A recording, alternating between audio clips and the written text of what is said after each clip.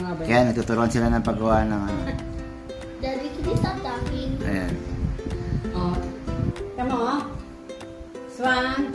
1, 2. Tapos, hold mo yung ano, hold mo yung dulo. I'm holding this. Hold.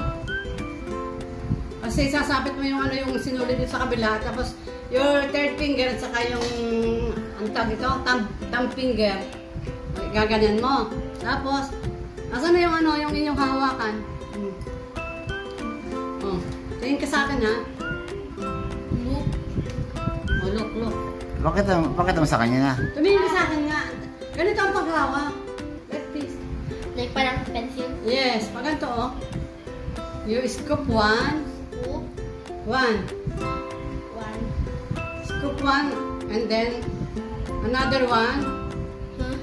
Another 1. Scoop 1. Then another 1. Then, hila.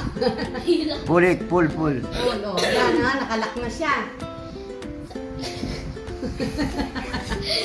Gusto ko na lang ganito na lang. Hindi pwede. That's how we hold the pencil. Baligtad eh. Yung ano mo kasi, Eh. kailangan yung ano, yung talim nakaharap sa'yo, like this. Ito, nakapoint sa'yo. Para pag binanon mo, sasabit yung sinulid. Eh. Paano ba? Paano nagyayari sa akin?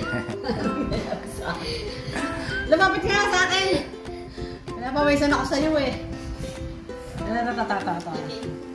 1, 2, then hold, like that.